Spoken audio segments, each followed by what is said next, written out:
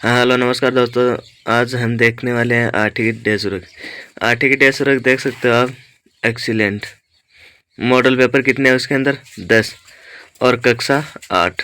ये देखो कि पहले मतलब कि ये है न्यूनतम। इसके अंदर पहला क्वेश्चन है 2/7 गुणा 0 का मान।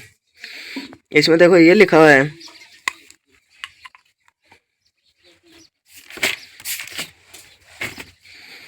2/7 गुणा 0।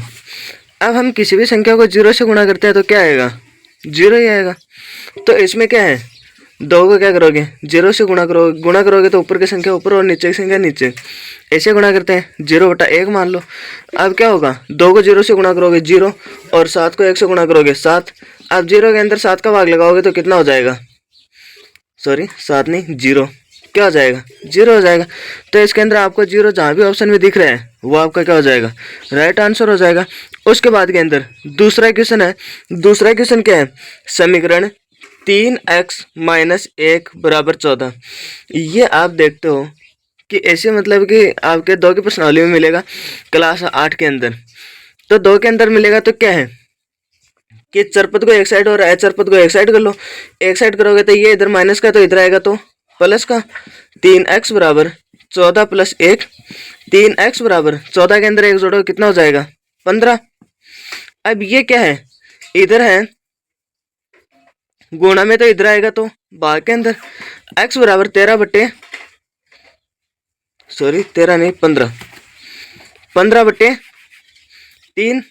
x = 15/3। अब क्या होगा, 15 के अंदर 3 का भाग लगाएंगे तो x बराबर कितनी बार जा रहा है? 5 बार। जहाँ भी आपका 5 ऑप्शन के अंदर 5 दिख रहा है वो आपका क्या हो जाएगा? आंसर हो जाएगा। ये हो गया पहला, ये हो गया दूसरा। अब हम तीसरा देखते हैं। तीसरा क्या है कि वर्ग के प्रत्येक कोण का माप होता है। वर्ग के प्रत्येक कोण का माप कितना होता है? 360 डिग्री। वर्ग का मतलब कि ये तो सभी कोणों का आ गया। मतलब कि कह रहा है कि वर्ग के प्रत्येक कोण का माप। प्रत्येक कोण मतलब कि एक कोण का माप बता रहा है कि 360।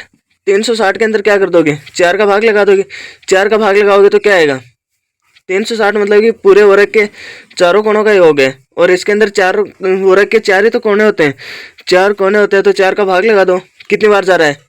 9 चौक 36 और 0। ऐसा का ऐसा भाग लगाएंगे तो 90। तो प्रत्येक कोण की बात कर रहा है तो प्रत्येक कोण में कितने डिग्री मान आ गया? 90। अब इसके बाद अगला क्वेश्चन है, संख्या 5 का घन होगा। घन मतलब कि 5 के घन की बात कर रहा है। घन की बात कर रहा है तो क्या होगा कि 5 का घन की बात कर रहा है। घन का मतलब 3 बार गुणा करना। 3 बार ही तो करना होगा तो लिख दो 5 गुणा। वर्ग का मतलब 2 बार और घन का मतलब 3 बार। 5 गुणा 5 गुणा 5। 5 को 5 से गुणा करोगे 25 और 25 को 5 से गुणा करोगे तो 125। 25 का बड़ा आप 5 बार बोलोगे तो 125 आएगा। तो आपके इसके अंदर आंसर जो सही में आपको 125 दिख जाएगा। अब इसके बाद में देखो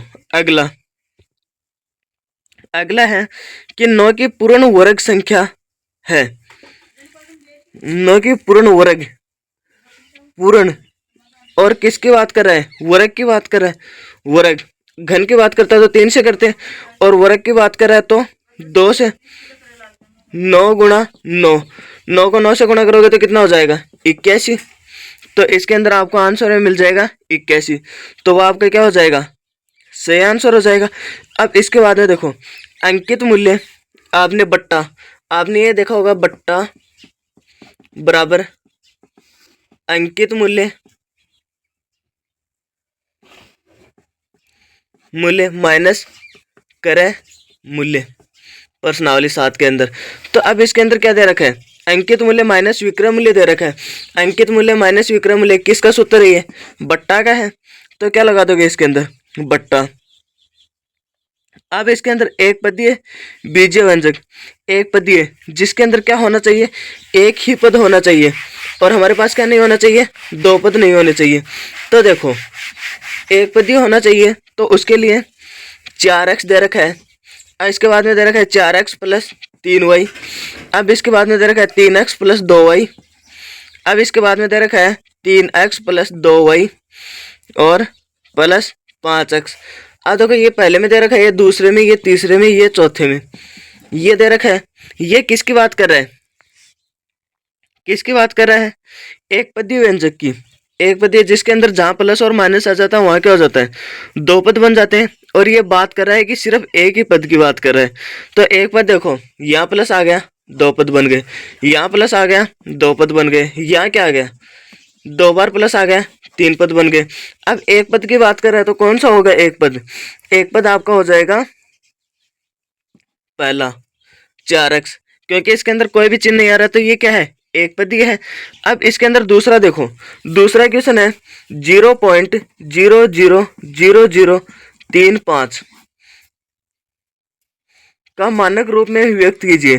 को क्या करना है? मानक रूप में। मानक रूप में व्यक्त करोगे तो क्या होगा? मानक रूप के अंदर व्यक्त करने के लिए हमने पहले पढ़ा होगा, और वैसा मतलब कि 10 पॉइंट ये पढ़ते हैं 10.1 के अंदर, 10.1 के अंदर ही तो पढ़ते हैं मानक रूप।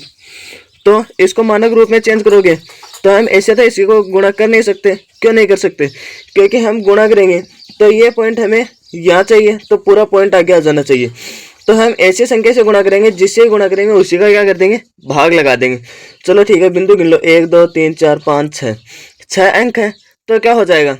6 से गुणा कर दो, 10 की घात 6 से, 1 2 3 4 5 6। अब ऐसे हमने इसको क्या कर दिया? गुणा कर दिया। अब गुणा करने से नहीं होगा, क्योंकि हमें क्या करना है? प्लस भी करना है, इसके बट्टे में लगाना है, इसी संख्या का भाग लगा दिया। अब क्या हो जाएगा? इसको काट दो, काटोगे तो दोबारा हमारे पास क्या होगा? यही होगा, पर हमें ये काटना नहीं है। अब इसके अंदर मतलब कि हम देखते हैं कि 3.5 गुणा, इसके अंदर 10 से गुणा करते हैं, तो 10 से गुणा करोगे तो क्या आएगा? 350। यहाँ क्या आ जाएगा? पॉइंट आ जाएगा एक अंक के ऊपर। आप गुणा कर कर देख लो एक बार। चलो अब देखो, 5 को 0 से गुणा करेंगे 0, 3 को 0 से गुणा करेंगे 0 गुणा, 5 को 1 से गुणा करेंगे 5 एकम 5, 3 को 1 से गुणा करेंगे 3 एकम 3, 0 5 3। ये क्या होगा? एक अंक के ऊपर पॉइंट है, तो यहाँ एक अंक के ऊपर पॉइंट आ गया। अब हमारे पास क्या हुआ? 35। वैसे ही क्या हो जाएगा कि एक एक अंक ये आगे खिसकता जाएगा, 0 आगे खिसकता जाएगा, तो हमारे पास क्या आएगा? ये लिख सकते हैं क्या? 35 बट्टा 10 की घात 6 लिख सकते हैं। अब इसको हमें मानक रूप में चेंज करना है, तो हमारे क्या है कि उल्टे हाथ की तरफ से एक अंक छोड़ने के बाद हम पॉइंट लगाएंगे। अगर आपके पास एक ही अंक है तो उसके अंदर आपको पॉइंट लगाने की जरूरत नहीं है।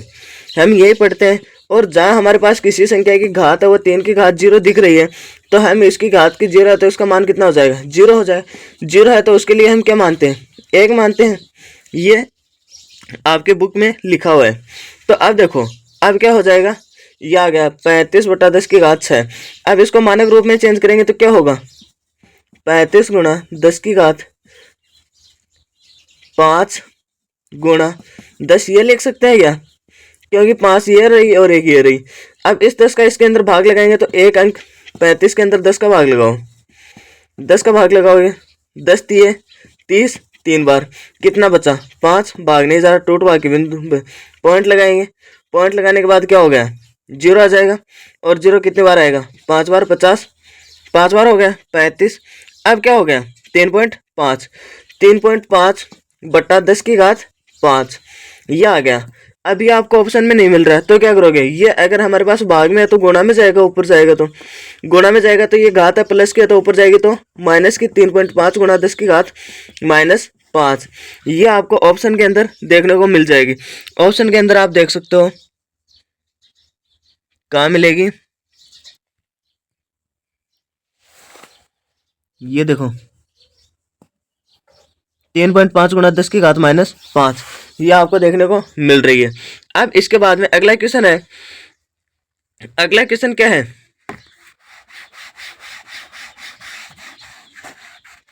अगला क्वेश्चन है -19 बट्टा 29 गुणा 29 बटा -19 बराबर 1। ये हमें पता है कि 1 है। ये किसका नियम है? जो गुणन के व्युत्क्रम का नियम, व्युत्क्रम मतलब कि ये उल्टा ही तो है इसका, व्युत्क्रम का मतलब उल्टा होता है, और ये क्या है, इसका उल्टा ही है, गुणा ही हो रहा है। देखो -19 से -19 काट दो, एक बचेगा, ऐसे 29 से 29 काट दो, क्या बचा, एक बचेगा। अब आप देख सकते हो कि -19 और 29 को भी गुणा कर सकते हो, पर हमें ये क्या, किसका नियम मिला है, व्युत्क्रम का नियम मिला है, तो ये क्या है, एक व्युत्क्रम है, तो ये हो गया। अब इसके बाद के अंदर अगला क्वेश्चन है कि 5x + 9 बराबर 5 + 3x, ये दे रखा है। अब ये दो की प्रश्नावली से, दो की प्रश्नावली से मैं ये और बता देता हूँ कि आपके जो 7 नंबर के क्वेश्चन है वो आने वाले हैं, और 3 की प्रश्नावली से है वो 9 नंबर के क्वेश्चन आने वाले हैं। तो इसके अंदर वही करना है, चर पद को एक तरफ और अचर पद को एक तरफ। अचर पद कौन से है, जिसके पास x y z कुछ भी नहीं लिखा हुआ मिलता है ABCD के अंदर, वो होते हैं चर पद, और जो अचर पद सॉरी, और चर पद कौन से होते हैं, जिसके पास x y z ये लिखा हुआ मिलता है। 5x ये इधर किसका है, प्लस का, तो इधर आएगा तो बराबर का, ये देखो इधर प्लस का तो इधर बराबर का, इधर जाएगा तो माइनस का, इधर माइनस का तो इधर आएगा तो प्लस का, ये हमें ध्यान रखना है। इधर गुणा में है तो इधर जाएगा तो भाग के अंदर, इधर भाग का है तो इधर आएगा तो गुणा में, ये चिन्ह हमें ध्यान में रखना है। तो वैसे ये क्या है, इधर +3x है तो इधर आएगा तो क्या हो जाएगा, -3x हो जाएगा, बराबर 5। अब देखो ये इधर प्लस का है तो इधर आएगा तो -9। अब क्या हो गया कि 5x में से 3 घटाओगे, 5 में से 3 घटाओगे, आप नॉर्मली से घटा लो, x को छोड़ दो, x लिख दो, नीचे लिख दिया। अब 5 में से 3 घटाओगे तो कितना बचेगा, 2 बचेगा, 2x बराबर 5 में से 4, 9 में से 5 घटाओगे तो 4। अब वो किसके बचेंगे, जिसकी संख्या बड़ी होगी उसका बचेगा, उसी का तो बचेगा, वो क्या है, माइनस, तो ये लो माइनस x बराबर -4/2। x बराबर कितना हो गया, 2 एकम 2, 2 दूनी 4, कट रहा है 2 की पार्टी से, -2 इसका क्या हो जाएगा, आंसर हो जाएगा। और यही आपका डैश वर्ग के अंदर आ रहा है। अब इसके बाद में अगला क्वेश्चन देखो, अगला क्वेश्चन 10 का है। 10 का क्या है कि 5 की प्रश्नावली से निम्न संख्याओं के प्रत्येक एक घन के इकाई अंक, 6 की प्रश्नावली से सॉरी घन की बात कर रहा है, घन की बात कर रहा है मतलब कि 3 बार उसी संख्या से हम गुणा करेंगे, और हमें किसका अंक पूछ रहा है, सिर्फ इकाई का अंक पूछ रहा है, न कि हमें दूसरा अंक पूछ रहा है। तो इकाई का अंक पूछ रहा है तो क्या करोगे आप, इकाई के अंक के लिए हमें बस एक ही अंक से गुणा करना है, एक अंक से गुणा करना है। एक तो पूछ रहा है 3331 और दूसरा पूछ रहा है 1227 से। चलो ठीक है, अब हम देखो 1 गुणा 1 लिख दे, ये लिख सकते हैं।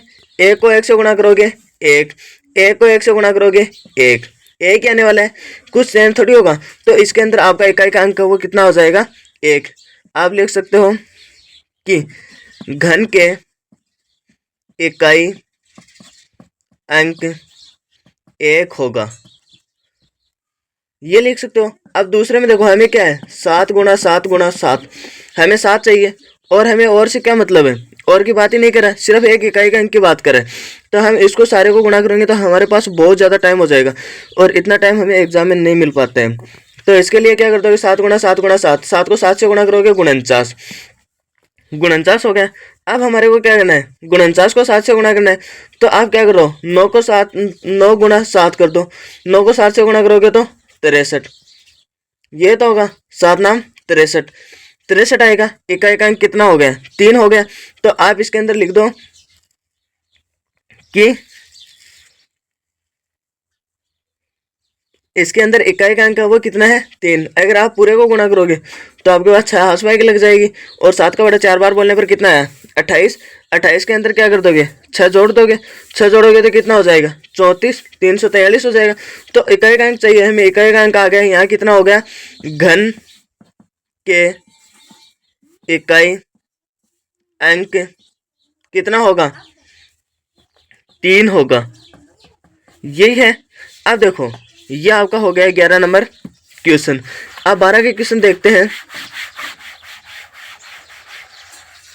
12 के क्वेश्चन देखोगे तो क्या हो जाएगा, 12 के क्वेश्चन देखो, इधर लिखा हुआ है कि भारती के पास 15 पेन है तथा मीनाक्षी के पास 45 पेन है, तो दोनों पेनों का अनुपात ज्ञात कीजिए। अनुपात हमें क्या बताना है, अनुपात बताना है। ये भी 7 के प्रश्नावली से क्वेश्चन है 2 नंबर का। तो किसके पास कितनी पेन है, भारती के पास पेन लिखोगे, भारती के पास पेन कितनी है 15 और मीनाक्षी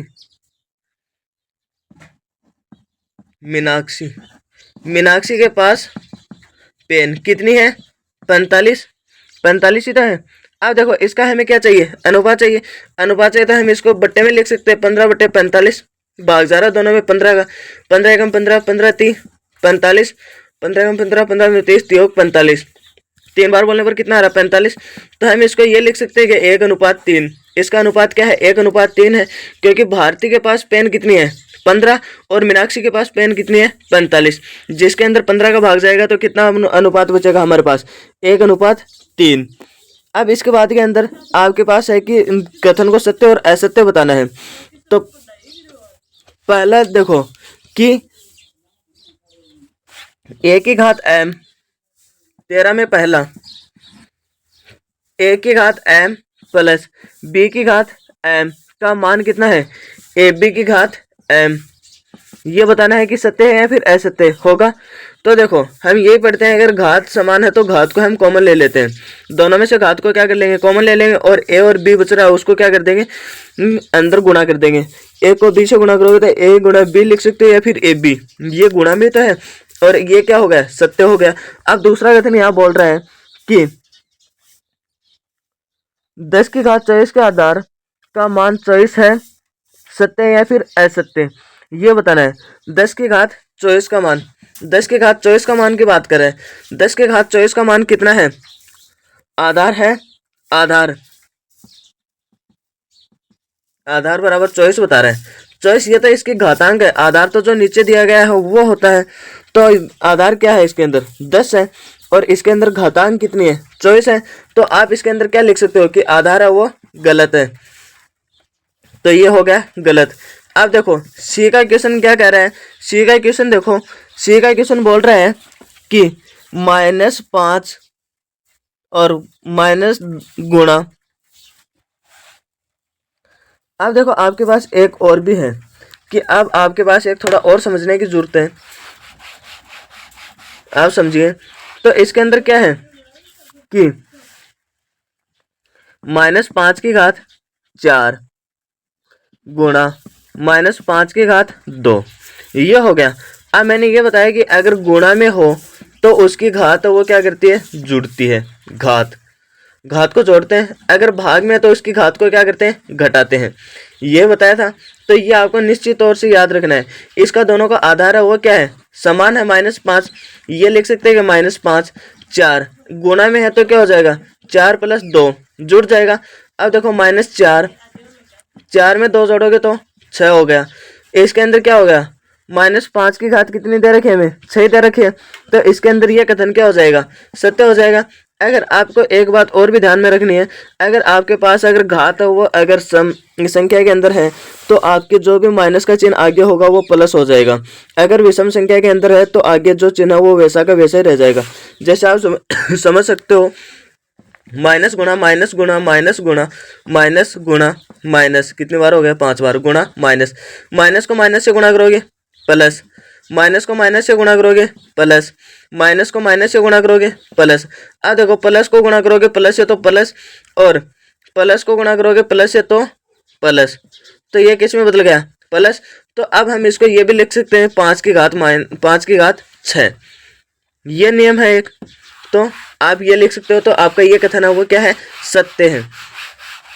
अब इसके बाद में आगे देखो आगे क्या है कि अगला है कि 2 की घात 5 भाग 2 की घात -6 का मान 2 की घात 11 होगा। 2 की घात 5 भाग 2 की घात -6 का मान कितना होगा 2 की घात 11 होगा। अब देखो आधार तो दोनों में समान है आधार समान है तो हम क्या लिख देंगे 2 लिख देंगे। अब क्या हो गया 5 माइनस इसके अंदर पहले से माइनस है माइनस अब क्या हो जाएगा यहाँ 6 हो जाएगा। अब देखो 2 का 2 अब देखो आपने कहा होगा कि माइनस आपने 2 बार लगा दिया क्योंकि एक बार तो ये इस भाग का लगा है और एक बार ये माइनस इसके साथ था तो 5। अब देखो प्लस को गुणा करोगे जो माइनस को गुणा करोगे सॉरी माइनस से तो क्या होगा प्लस 5 + 6 अब क्या हो गया, 2 के घात 2, 5 में 6 जोड़ोगे तो 11। तो ये कथन भी क्या हो गया आपका, सत्य हो गया। Thank you so much. आगे के जो क्वेश्चन है वो अगले वीडियो में करेंगे।